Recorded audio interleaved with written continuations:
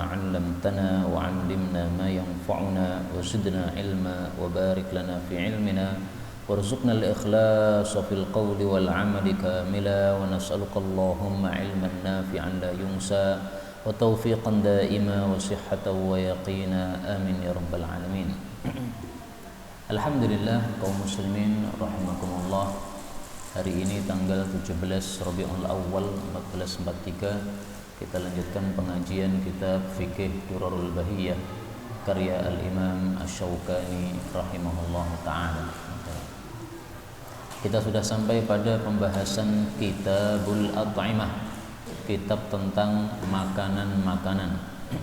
Jadi akan kita bahas di sini apa saja yang halal, apa saja yang haram, apa saja yang boleh dimakan, apa saja yang tidak boleh dimakan.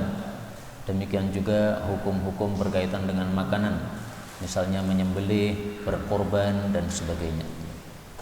Beliau mengatakan al-aslu, hukum asal fi kulli syai', dalam segala sesuatu adalah al-hillu, halal.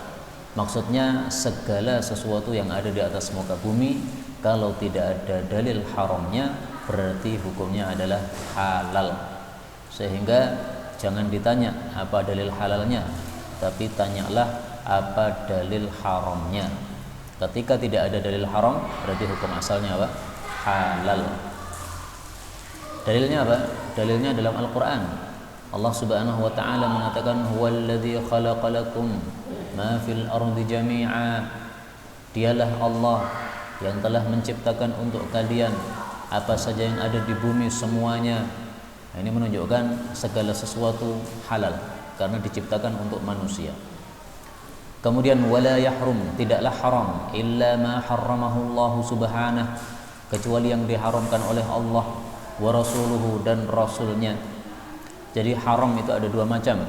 Ada yang diharamkan oleh Allah, ada yang diharamkan oleh Rasulullah sallallahu alaihi wasallam. Dalilnya di dalam Al-Qur'an, Allah Subhanahu wa taala menyebutkan tentang orang-orang ahli kitab, orang-orang kafir yang mereka itu la yuharrimuna ma harramallahu wa rasuluh, tidak mau mengharamkan apa yang diharamkan oleh Allah dan Rasulnya. Berarti sesuatu yang diharamkan oleh Allah harus diharamkan, sesuatu yang diharamkan oleh Rasul juga harus diharamkan. Kemudian wa ma sakata anhu, apa saja yang Allah dan Rasulnya diam darinya, maksudnya tidak diberi hukum haram, fahuwa afwun, maka berarti dimaafkan, maksudnya halal. Dalilnya dalam hadis Nabi sallallahu alaihi wasallam, Rasul sallallahu alaihi wasallam bersabda, kita cari hadisnya di dalam Al-Jami' As-Shaghir, al-halalu ma ahallallah fi kitabih, yang halal adalah yang dihalalkan oleh Allah dalam Al-Quran, wal haramu ma haramallah fi kitabih, yang haram adalah apa yang diharamkan oleh Allah dalam Al-Quran, wa ma sakata anhu, adapun yang Allah diamkan, tidak haramkan, fahuwa mimma afa anhu, maka dia itu termasuk yang dimaafkan oleh Allah Subhanahu wa taala. Hadis riwayat Tirmidzi sahih. Kemudian fayahrumu, maka haramlah ma fi fil kitabil aziz, apa saja yang ada dalam Al-Qur'an yang mulia. Maksudnya yang diharamkan oleh Quran haram, yang tidak. Contohnya apa? Contohnya adalah pada surah Al-Maidah, demikian juga surah Al-Baqarah ayat 173. Innama harrama 'alaikumul maitata wad-dama wa lahmal khinzir. Tiada lain Allah mengharamkan atas kalian bangkai, darah dan daging babi. Wa ma uhilla li ghairillah, dan segala yang disembelih untuk selain Allah Subhanahu wa taala. Nah, ini contoh-contoh yang diharamkan dalam Al-Qur'an. Kemudian sekarang contoh-contoh yang diharamkan di dalam hadis. Pertama, wa kulli dzinabin, setiap yang memiliki apa nih? Gigi taring, minas sibai, dari binatang-binatang buas, haram. Misalnya singa, misalnya harimau dan sebagainya. Dalilnya apa? Sabda Nabi sallallahu alaihi wasallam. Beliau mengatakan aklu kulli dzinabin memakan setiap yang memiliki taring minas siba' dari binatang-binatang buas hukumnya adalah haramun. Hadis riwayat Ibnu Majah sahih. Kemudian wa kullu dhi mikhlabin, setiap yang memiliki cakar minat tayri dari burung-burung, maksudnya burung-burung yang buas ya. Seperti misalnya burung apa? Raja Wali dan sebagainya ya, burung-burung yang buas yang dia memiliki cakar untuk memangsa atau untuk menyerang mangsanya. Nah, maka itu adalah binatang yang haram. Demikian juga wal humurul insiyah, keledai jinak. Kata-kata keledai jinak ini istilah bahasa Arab. Maksudnya adalah keledai. Karena orang Arab menyebut keledai liar itu maksudnya adalah kuda zebra. Jadi kuda zebra disebut keledai. Keledai disebut keledai. Hanya bedanya kalau kuda zebra ini keledai liar, kalau keledai ini disebut keledai jinak. Jadi maksudnya keledai jinak itu maksudnya apa? Keledai itu sendiri. Karena kalau disebut keledai liar itu berarti adalah kuda zebra halal, adapun keledai haram. Dan ini sudah sepakat para ulama, keledai haram. Menyelisih mereka Ibnu Abbas, maka Ibnu Abbas pendapatnya syadz atau janggal sehingga tidak dipakai. Kemudian wal jallalah, hewan-hewan pemakan tai, qabla al istihalah, sebelum dibersihkan atau diubah menjadi bersih dulu dagingnya. Misalnya lele dimasukkan di dalam apa? Sapi tank. Nah, maka kalau langsung digoreng itu nanti rasanya rasa tai ya. Nah, supaya tidak rasa tai gimana?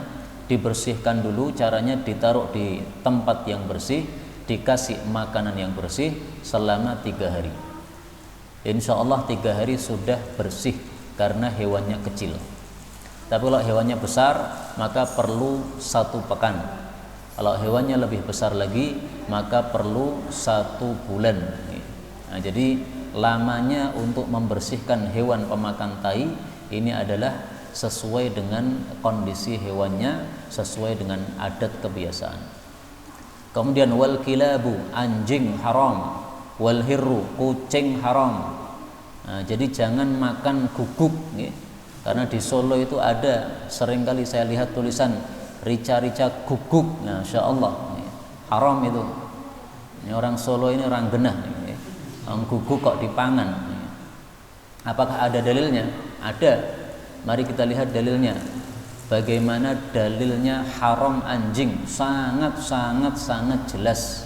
Rasulullah sallallahu alaihi wasallam bersabda, "Wa innallaha, dan sesungguhnya Allah, idza harrama ala qaumin, apabila mengharamkan kepada suatu kaum, akla syai'in, memakan sesuatu, harrama alaihim thamanah, maka Allah pun mengharamkan harganya." Maksudnya tidak boleh dijual. Hadis riwayat Abu Dawud. Nah, sekarang anjing boleh enggak dijual? Tidak boleh. Berarti hukum memakannya adalah apa? Haram. Karena sesuatu yang diharamkan oleh Allah, diharamkan juga jual belinya. Nah, kalau ditanya apa dalilnya jual beli anjing adalah haram, mari kita lihat thamanil kalbi. Rasul sallallahu alaihi wasallam bersabda, "Idza jaa ahadun yatlubu thamanal kalbi." Kalau ada seseorang datang meminta harganya anjing, jadi misalnya kita nabrak anjing, anjingnya mati, dia minta ganti rugi, famla kaffahu turaban, maka penuhilah tangannya dengan debu. Jadi kita ambil 1 pasir gitu, kasihkan nih bayare debu. Ini sabda Nabi. Yang ra terima, kalau nggak terima suruh marah-marah sama Nabi. Ini yang menyuruh Nabi ya. Saya hanya melakukan perintah Nabi. Ini riwayat Abu Dawud sahih.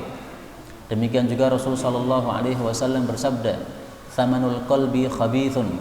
Harganya anjing itu busuk, maksudnya haram. "Mahrul baghi khabithun." Harganya pelacur itu juga busuk, maksudnya haram. Hadis riwayat Muslim. Jadi harganya anjing sama dengan harganya melacur, haram. Nah, kucing juga begitu, tidak boleh dimakan. Karena dilarang untuk memperjualbelikan kucing, meskipun hukumnya kemarin secara terperinci sudah kita bahas. Kemudian wa makana, dan apapun yang adalah dia itu mustakhbathan, dianggap buruk oleh orang-orang Arab zaman dahulu, maka ini juga haram. Karena orang-orang zaman dahulu, orang-orang Arab zaman dahulu, mereka mempunyai watak-watak yang bersih, tidak akan mau memakan perkara-perkara yang buruk-buruk. Allah Subhanahu wa taala menyebutkan di dalam Al-Qur'an surah Al-A'raf ayat 157, wa yuharrimu 'alaihimul khaba'ith. Allah haramkan atas mereka perkara-perkara yang busuk, yang buruk. Nah, buruk ini maksudnya buruk menurut orang-orang Arab zaman dahulu. Misalnya kecoa, nah, menurut orang-orang Arab zaman dahulu ini buruk, berarti tidak boleh dimakan. Apalagi cicak, nah, menurut orang-orang Arab zaman dahulu ini buruk, berarti tidak boleh dimakan. Kemudian wa ma ada dzalika, adapun selain yang sudah disebutkan tadi, fahuwa halalun, maka hukumnya adalah halal. Jadi yang haram itu terbatas, tidak banyak. Satu yang disebutkan dalam Quran, dua yang disebutkan dalam hadis. Yang disebutkan dalam hadis apa saja? Binatang yang buas, baik itu dari binatang yang punya taring atau burung-burung yang punya cakar, kemudian keledai, kemudian pemakan tai, kemudian anjing, kemudian kucing, kemudian segala yang mustakhbath. Selain itu halal. Nah, maka cacing gimana? Nah, cacing itu kita tanya atau kita cari, ini termasuk yang mana dari daftar-daftar ini? Ternyata kita temukan termasuk mustakhbath, yang dianggap buruk oleh orang-orang Arab zaman dulu, berarti hukumnya apa? Haram. Tokek kita cari dari daftar ini termasuk yang mana? Ternyata tokek termasuk mustakhbath, yang dianggap buruk oleh orang-orang Arab zaman dahulu, berarti hukumnya haram. Okay? Kelelawar termasuk yang mana dari daftar ini? Ternyata termasuk mustakhbath, yang dianggap buruk oleh orang-orang Arab zaman dahulu, berarti hukumnya haram. Imam Ahmad pernah ditanya, wahai Imam Ahmad, apa hukumnya makan daging kera? Maka beliau mengatakan, apakah ada orang Islam doyan daging kera? Artinya itu mustakhbath, yaitu dianggap buruk oleh umat Islam sejak zaman dulu kala sampai sekarang, sehingga kera juga hukumnya haram. Baik, kita lanjutkan babus shayd, bab tentang berburu.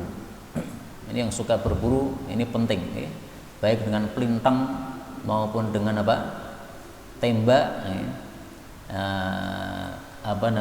maupun dengan apapun juga. Beliau mengatakan, masida apa yang diburu bisilahis jarih, dengan senjata yang bisa melukai, wal jawarih, dan hewan-hewan yang bisa melukai, maksudnya hewan-hewan pemburu, kana halalan, hasilnya itu halal, tapi syaratnya idza dzukira smullah alaihi, apabila sudah disebut nama Allah ketika melepaskannya. Jadi melepaskan anjing pemburu sudah bismillah, menembak sudah bismillah, mengetapel sudah bismillah. Nah, tapi ketapel ini halal atau haram nanti akan kita bahas. Kemudian beliau mengatakan wa masida, apapun yang diburu, bi ghairi dzalika, dengan selain itu, fala budda minat tadhkiyah, maka harus untuk disembelih terlebih dahulu. Nah, ketapel itu tidak termasuk as-silahil jari, tidak termasuk senjata yang melukai, karena ketapel itu senjatanya atau pelurunya itu tidak tajam, sehingga dia tidak melukai, dia hanya melumpuhkan saja.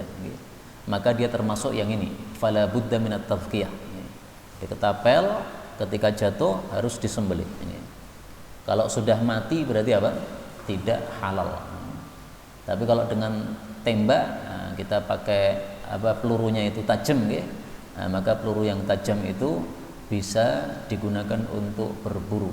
Demikian yang dipilih oleh guru kami Syekh Ahmad Asy-Syihabi, bahwa kalau kita menembak burung, maka dengan peluru yang tajam itu bisa menyebabkan halal hasil buruan kita. Meskipun burung yang kita tembak jatuh sudah mati, nggak apa-apa, halal.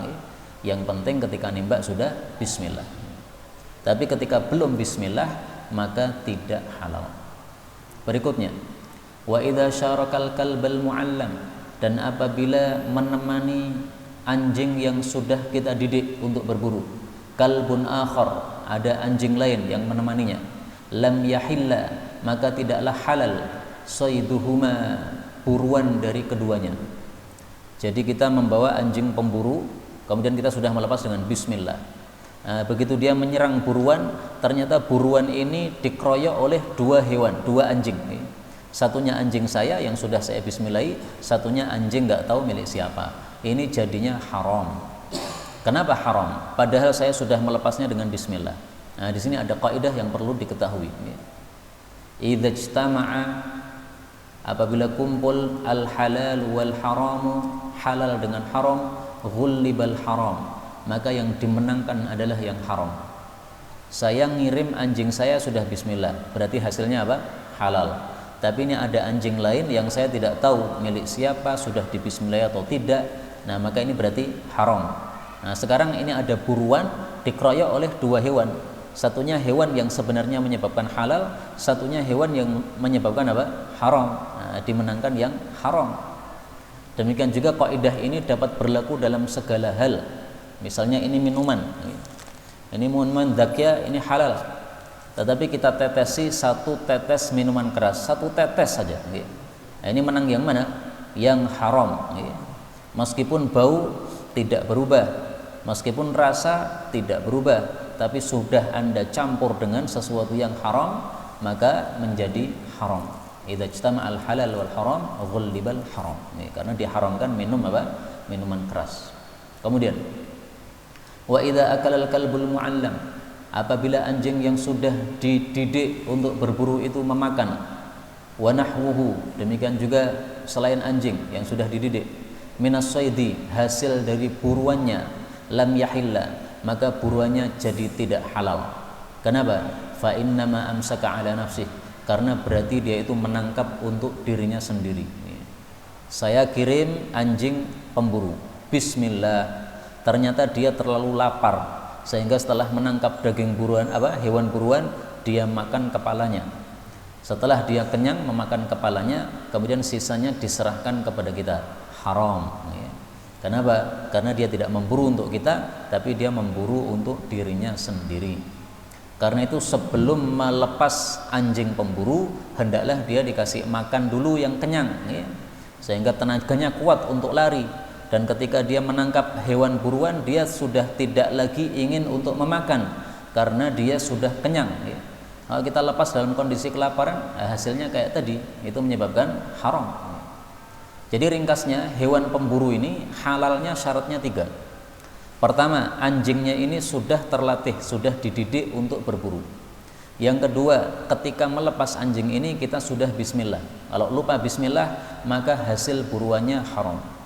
Yang ketiga, ketika dia menangkap, maka hasil buruannya sama sekali tidak dia makan, tapi dia serahkan semuanya kepada kita sebagai pemburu. Nah, itu baru halal. Kemudian, wa idza wujida shaidu, apabila didapati hewan buruan, ba'da wuqu'ir ramyah fihi, setelah terkena sasaran peluru kita, mayitan, kita temui dalam keadaan sudah mati, walau ba'da ayyamin, meskipun setelah beberapa hari, ya 2 hari, 3 hari, 1 pekan, fi ghairi ma'in, tetapi matinya tidak tercelup dalam air, kana halalan, itu hukumnya adalah halal. Jadi misalnya kita menembak burung, nah, burungnya jelas kena, tapi setelah itu dia masih bisa terbang lari, nah, kita cari nggak ketemu. Setelah 1 pekan kita ketemu, oh ini burung yang kemarin saya tembak, pelurunya masih nyangsang di tubuhnya misalnya, atau ada bekas sasaran peluru kita. Nah, apakah masih halal?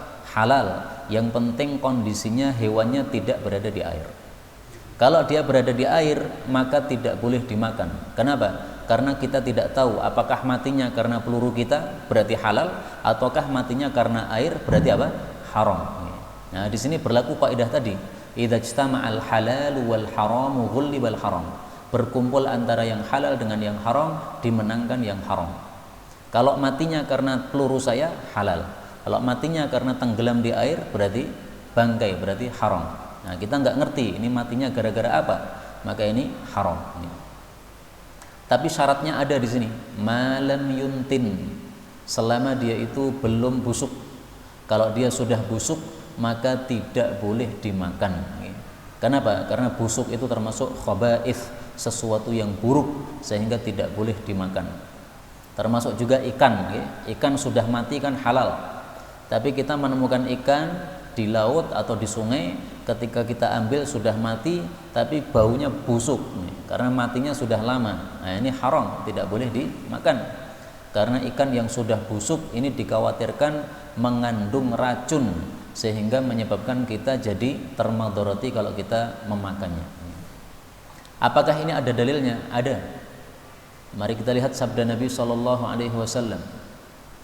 Beliau mengatakan, "Idza ramaitas shayd," kalau kamu itu menembak buruan, fa adrabtahu ba'da 3 layalin, lalu kamu temukan buruan itu setelah 3 hari, wasahmuka fihi, sementara anak panahmu atau pelurumu ada pada hewan tersebut, fakulhu, maka silahkan makan, malam yuntin, selama hewannya belum busuk. Hadis riwayat Abu Dawud sahih.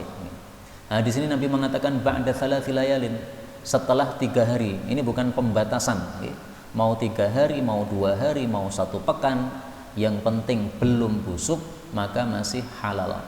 Makanya Imam Syaukani tadi mengatakan walau ba'da ayyamin, meskipun sudah berhari-hari, yang penting tidak busuk nggak apa-apa. Karena kondisi Arab dengan kondisi Indonesia mungkin berbeda. Burung mati di Arab mungkin 1 pekan belum busuk, tapi kalau di Indonesia paling-paling 3 hari sudah busuk. Nah, maka intinya di sini bukan hari-harinya, tetapi busuk atau tidaknya. Adapun Nabi menyebutkan 3, menyebutkan 2, itu sama sekali bukan membatasi. Sesuai kaidahnya para ulama, dzikrul adad la mafhuma lil adad. Baik, kita lanjutkan. Au ya'lam, atau selama dia tidak mengetahui annalladzi qatalahu ghairu sahmi, bahwasanya yang menyebabkan mati adalah selain anak panahnya atau selain pelurunya. Jadi kalau setelah kita temukan dalam kondisi mati setelah 3 hari, nah kalau di situ ada bekas dia dimakan oleh hewan lain, nah berarti kan matinya bukan karena peluru kita, matinya karena dimakan oleh hewan lain. Nah itu haram, tidak boleh. Jadi halalnya itu kalau betul-betul matinya gara-gara peluru kita, ada bekas peluru kita di situ, nah berarti itu halal. Baik, kita lanjutkan babul dzabah, bab tentang menyembelih. Baik ini menyembelih korban Idul Adha atau menyembelih korban biasa atau menyembelih korban aqiqah, sama saja hukumnya. Pokoknya bicara tentang penyembelihan secara umum. Beliau mengatakan, huwa, menyembelih itu ma'an haraddam, apapun yang bisa menyebabkan darahnya mengalir, wafaral audaja, dan bisa memotong audaj, yaitu urat yang ada di leher ini. Ada urat-urat di sekitar tenggorokan. Ini tenggorokan tengah, di sekitar nih kanan kirinya ada urat ini. Nah, ini harus terputus 2 urat ini. Kalau 2 urat ini belum terputus, maka tidak menyebabkan halal. Wa dzukira smullah alaih, dan sudah disebut nama Allah, yaitu membaca bismillah. Jadi ketika menyembelih yang wajib hanya 1, bismillah, maksudnya ucapan yang wajib hanya 1, ya bismillah. Adapun Allahu Akbar tidak wajib. Adapun Allahumma taqabbal, ya Allah terimalah, tidak wajib. Adapun menyebutkan namanya, ya Allah terimalah ini dari Bapak Fulan bin Fulan, ini tidak wajib. Pokoknya sudah bismillah, ini sudah halal. Kemudian walau bihajarin, meskipun menyembelihnya dengan batu yang ditajamkan, wa nahwihi, dan semisalnya, misalnya dengan bambu runcing. Malam yakun sinnan, yang penting bukan gigi, au dhufran, bukan kuku, ya. Jadi kuku tidak diperbolehkan untuk menyembelih. Misalnya kukunya hewan yang besar, ya. Misalnya hewan panda, nah kan kukunya besar itu. Nah, seandainya kukunya panda bisa untuk menyembelih, tidak boleh untuk menyembelih. Gigi juga tidak boleh. Misalnya gajah itu kan punya siung nih. Nah, kalau itu adalah bagian dari giginya, maka tidak boleh untuk menyembelih. Kenapa gigi dan kuku tidak boleh untuk menyembelih? Kalau gigi ini termasuk dari tulang, sementara tulang itu makanannya saudara-saudara kita dari kalangan jin. Maka kalau kita gunakan untuk menyembelih, dia akan kotor atau najis dengan sebab darah yang mengalir tadi. Nah, kalau najis ini berarti mendolimi para jin, ya. Mereka ada yang muslim. Kalau saudara kita zalimi, ini tidak boleh. Adapun kuku ini adalah senjata yang digunakan oleh orang-orang kafir zaman dulu untuk menyembelih. Maka kita dilarang menyembelih dengan kuku supaya tidak menyerupai orang-orang kafir. Wa yahrumu dan haram ta'dzibudz dzabihah, menyiksa binatang yang akan disembelih. Karena Rasulullah mewajibkan kita untuk berbuat ihsan, berbuat baik. Wal mukhlatu biha, demikian juga mencincang binatang yang disembelih ini tidak boleh. Mencincang itu maksudnya apa? Mutilasi. Jadi sebelum disembelih itu dipotong dulu telinganya, dipotong dulu hidungnya, dipotong dulu bibirnya. Nah, kalau sudah baru kemudian disembelih, tidak boleh. Sembelih dulu, baru setelah selesai silahkan dipotong-potong. Wa dzabhuha, dan menyembelih hewan li ghairillah, untuk selain Allah, haram, bahkan itu syirik. Wa idza ta'adzdzara dzabhu biwajhin, apabila tidak mungkin disembelih secara normal, jazat ta'nu, boleh ditusuk, warramyu, dan dipanah. Wa kana dzalika kadzdzabah, itu kondisinya seperti seolah-olah sudah disembelih. Misalnya kita menyembelih kurban, ya, ini sapinya sapi yang sangat sangat gesit sekali gerakannya. Begitu dipegang kakinya semuanya langsung ditendang, semuanya jatuh semuanya. Nah, dia langsung lepas dari talinya. Nah, kalau kita tidak mampu untuk menangkapnya, boleh ditembak. Tembak, nah itu sama dengan menyembelih. Atau kalau zaman dulu pakai anak panah atau pakai tombak, nah, dilempar. Nah, kemudian dia mati dengan sebab lemparan tombak atau panah kita. Itu sama dengan sudah disembelih, halal. Itu salah dia sendiri. Kenapa dia menyerupakan diri dengan binatang buas? Maka kita lakukan seperti perlakuan terhadap binatang buas. Dan ini sesuai sabda Nabi, ya, bukan perbuatan zalim, bukan. Awabid. Rasul sallallahu alaihi wasallam bersabda, "Inna li hadhil ibil awabid ka awabidil wahsh."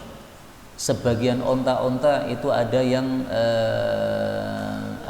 buas, ya, seperti binatang-binatang buas. Fa idza ghalaqakum minha syai', kalau ada yang mengalahkan kalian dari onta-onta yang buas itu, faf'alu bihi hakadha, maka lakukanlah seperti yang kalian lakukan tadi, yaitu apa? Dilempar tombak atau dipanah dengan anak panah. Hadis ini muttafaqun alaih. Nah, tapi mestinya sapi Jawa ya sing Jawani. Sapi Jawa orang Jawani ra bener. Nah, sapi Ambon mungkin ya, Masya Allah. Kemudian wa zakatul janini, dan penyembelihan untuk janin yang ada dalam perut hewan yang bunting, itu zakatu ummi, itu sudah cukup penyembelihan terhadap induknya. Artinya gini, kalau kita menyembelih hewan bunting, nah ketika kita belah perutnya ternyata di situ ada janin sudah mati, itu halal. Kenapa? Ibunya sudah disembelih, maka anaknya ikut halal, seolah-olah sudah disembelih. Kecuali kalau bayinya tadi ketika keluar masih hidup, nah itu tidak halal, kecuali harus disembelih dulu, karena dia dalam kondisi masih hidup, sehingga harus disembelih ibunya sama anaknya. Wa ma ubina, apa yang diputus, minal hayyi, dari binatang yang hidup, fahuwa maitatun, maka hukumnya adalah bangkai. Ini berdasarkan adatnya orang-orang Arab. Mereka seringkali memotong punuk unta. Setelah itu punuknya digoreng, dimakan. Karena punuk unta itu kalau dipotong nanti akan tumbuh lagi. Jadi supaya tidak kehilangan unta, maka untanya tidak disembelih, tapi hanya dipotong punuknya saja. Itu haram. Atau misalnya antum punya sapi, pengen sop buntut sapi, maka dipotong buntutnya tok, haram.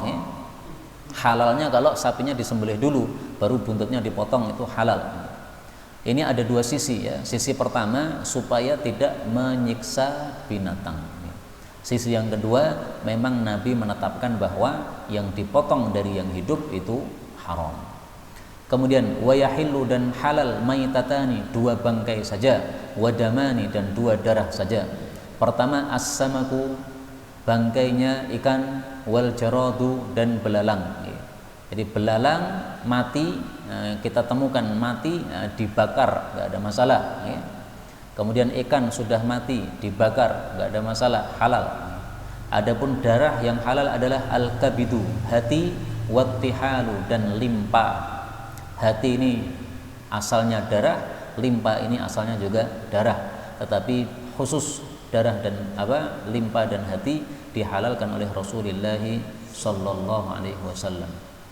Memang hadisnya tidak sahih dari Nabi ya, hadisnya sahih dari perkataan sahabat Nabi, tapi tidak mungkin sahabat Nabi ngomong tanpa dasar, pasti dia pakai dasar sehingga seolah-olah itu sebagai sabda Nabi ya, istilahnya marfu'un hukman. Selanjutnya, wa tahillul maitatu, dan halal binatang bangkai lil mubtar, bagi orang yang terpaksa. Terpaksa maksudnya gimana? Dia akan mati dan tidak ada makanan lain. Nah, maka ini namanya terpaksa. Tapi kalau kelaparan belum sampai akan mati, ini belum terpaksa, Pak.